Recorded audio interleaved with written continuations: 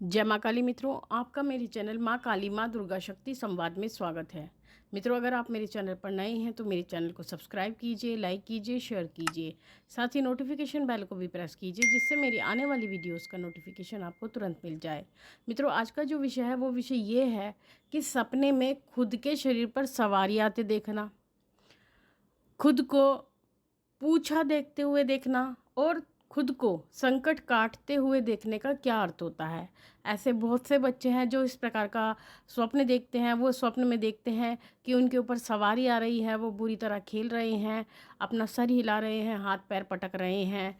कई बार वो इस प्रकार के सपने से डर भी जाते हैं। या फिर कुछ बच्चे ऐसा भी सपना देखते हैं कि वो किसी को पूछा दे रहे हैं और उन्होंने माँ भगवती का चोला धारण किया हुआ है और लेकिन वो स्वयं ही बैठे हैं, पूछा दे रहे हैं। और तीसरा जो वो देखते हैं वो ये देखते हैं कि उनके सामने कोई संकट खड़ा है, कोई संकट खेल रहा है, वो संकट काट रहे हैं, संकट के साथ वचन कर रहे हैं। तो इन सब का क्या कारण होता है? क्यों उनको इस प्रकार के सपने बार बार दिखाई देते हैं? क्या उनका इस जीवन से कोई संबंध होता है या आने वाले भविष्य से कोई संबंध होता है? देखिए बच्चों, अगर आप इस प्रकार का सपना बार बार देखते हैं, पहले तो जो सबसे पहले स्वप्न आपको दिखाई देता है उसका कारण ये होता है कि जो लोग माँ दुर्गा की पूजा करते हैं, माँ काली की पूजा करते हैं, भैरव जी की पूजा करते हैं, जो भी देवता संकट काटने वाले हैं, या बालाजी महाराज की पूजा करते हैं, तो जो ये देवता होते हैं ये सभी देवता संकट काटने वाले होते हैं। अगर आप भोलेनाथ की पूजा करते हैं तो आपको इस प्रकार का स्वप्न बहुत कम दिखाई देता है जिसमें आप संकट काट रहे हैं। लेकिन अगर आप माँ दुर्गा की पूजा करते हैं, माँ काली की पूजा करते हैं और भैरव जी की पूजा करते हैं, या बालाजी महाराज की यानी हनुमान जी की पूजा करते हैं, तो इन देवताओं की पूजा करने के कारण आपको संकट काटने के स्वप्न भी दिखाई देते हैं। आपके ऊपर सवारियां भी दिखाई देती हैं कि जैसे आपके ऊपर सवारी आ रही है, क्योंकि इन देवी देवताओं की सवारी आती है तो वो सवारियाँ आपको दिखाई देती हैं। तो इन सब का जो देखने का अर्थ होता है वो ये होता है कि निकट भविष्य में यानी आने वाले समय में आपको ये सब चीज़ें होंगी, आपके ऊपर सवारी आ सकती है। स्वप्न में बार बार सवारी देखने का अर्थ यही होता है कि आने वाले भविष्य में आपके शरीर पर कभी ना कभी सवारी आएगी। लेकिन वो समय कब होगा? वो आज भी हो सकता है, कल भी हो सकता है, आपके जीवन में 5 वर्ष बाद भी हो सकता है, 10 वर्ष बाद भी हो सकता है, ये जीवन के अंतिम पड़ाव पर भी हो सकता है। लेकिन आने वाले भविष्य में आपके जीवन में सवारी आएगी। और जिन लोगों पर सवारी आने लगती है, यानी जब वो सवारी वाले स्टेप पर पहुंच जाते हैं, तो उसके बाद में जो उनका स्वप्न होता है वो जो बार बार दिखाई देता है वो होता है स्वयं को पूछा देखते हुए, यानी पूछा देते हुए देखना। आप किसी के बारे में बता रहे हैं, कोई व्यक्ति आपके सामने बैठा है जो कि बहुत ही संकट में है, परेशानियों में है, बहुत दुखी है, और आप उसको पूछा बता रहे हैं कि आपके घर में क्या परेशानी चल रही है, क्या कारण है आपकी परेशानी का। तो ये पूछा होता है जो एक भक्त देखता है किसी भी व्यक्ति के बारे में जो पीड़ित व्यक्ति होता है, दुखी व्यक्ति होता है।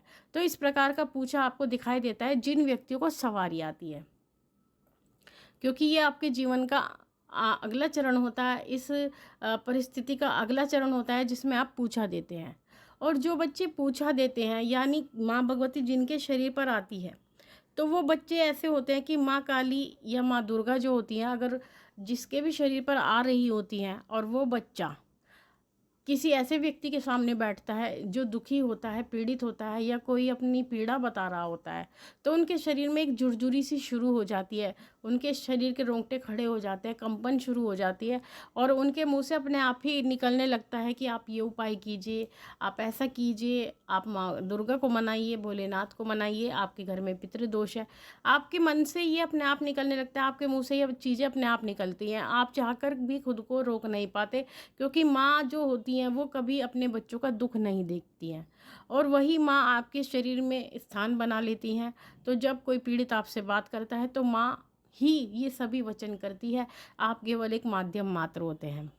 तो इस परिस्थिति में आप ना चाहते हुए भी लोगों को पूछा देने लगते हैं। फिर जो अगली परिस्थिति आती है, जब आप पूछा देने लगते हैं तो अगली परिस्थिति आती है संकट काटने की। जो बच्चे संकट से पीड़ित होते हैं, कोई ऊपरी बाधा होती है, कोई काला जादू होता है, तंत्र होता है, कोई भी चीज़ हो सकती है उसमें, अगर वो बच्चा उससे पीड़ित होता है तो ऐसी परिस्थिति में बच्चों को क्या होता है, इस तरह के स्वप्न आते हैं कि जैसे वो किसी का संकट काट रहे हैं। कोई व्यक्ति उनके सामने बैठा है जो खेल रहा है, अलग अलग तरह के व्यक्ति उनको दिखाई देते हैं, या कोई एक ऐसा व्यक्ति दिखाई देता है जो उन्होंने अपने जीवन में आज तक नहीं देखा, या कुछ ऐसे भी व्यक्ति दिखाई देते हैं जो उनका व्यक्तित्व होता है वो सामान्य व्यक्तियों से बिल्कुल नहीं दिखता है। वो अपने आप को ऐसी परिस्थिति में देखते हैं और वचन करते हैं कि मैं तेरा नाश कर दूंगी, मैं तेरा वध कर दूंगी, मैं तुझे श्राप देती हूँ, मैं तुझको जीवित नहीं छोड़ूंगा, मैं तुझको ये कर दूंगी। तो ये वचन वो स्वप्न में कर रहे होते हैं, यानी संकट काटते समय वो रौद्र रूप में होते हैं और वही वचन वो कर रहे होते हैं।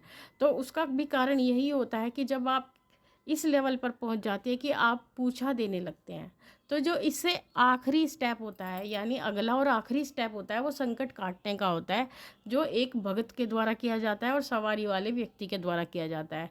क्योंकि कोई भी जो संकट काटा जाता है वो शक्ति के द्वारा ही काटा जाता है। जिनके शरीर पर शक्ति नहीं खेलती है वो लोग संकट नहीं काट सकते।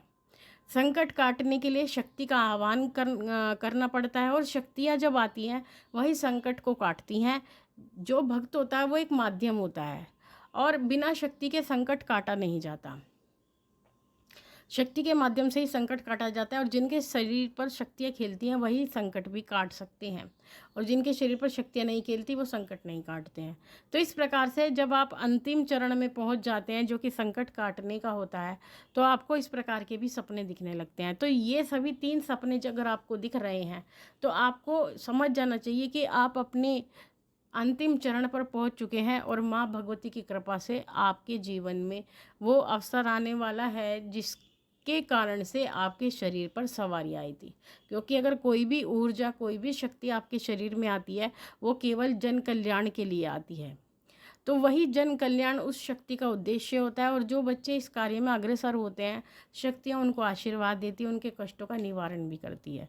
लेकिन ये भी बात है, जो लोग मूर्खतावश अपनी शक्ति के ना खुलने पर ये कार्य करने लगते हैं तो उनको कहीं ना कहीं मुसीबत का भी सामना करना पड़ता है।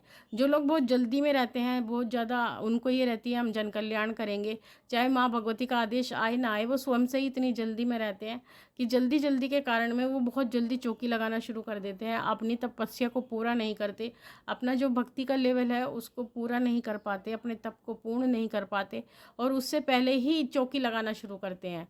या फिर जिनके ऊपर संकट खेल रहे होते हैं, संकट भी ऐसे होते हैं जो झूठ बोलते हैं आपसे, और किसी भी देवी देवता का नाम लेकर के चौकी लगाने लगते हैं। और उसका कारण ये होता है कि ये प्रेत इसलिए चौकी लगाते हैं कि ताकि उनको भोग प्रसाद मिलता रहे और वो तृप्त होते रहें।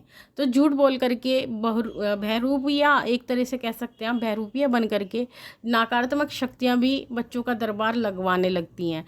लेकिन जो नकारात्मक शक्तियाँ दरबार लगाती हैं उससे भगत को कभी कोई भी फ़ायदा नहीं होता, उल्टा उनके घर में परेशानियां शुरू हो जाती हैं। उनके घर में पैसे की भी परेशानी होती है, शारीरिक परेशानी भी होती है, लड़ाई झगड़े भी होती है।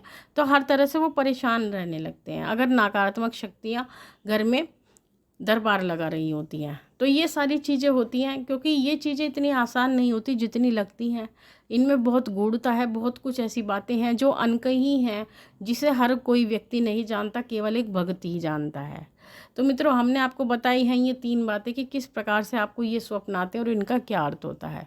आगे भी आपको इसी प्रकार की जानकारी देते रहेंगे। माँ भगवती से यही प्रार्थना करेंगे कि वो आपके भंडारे भरती रहे, आपकी सभी मनोकामनाओं को पूर्ण करती रहे। आपसे फिर मिलते हैं अपनी अगली वीडियो में। तब तक के लिए जय महाकाली, जय महाकाल।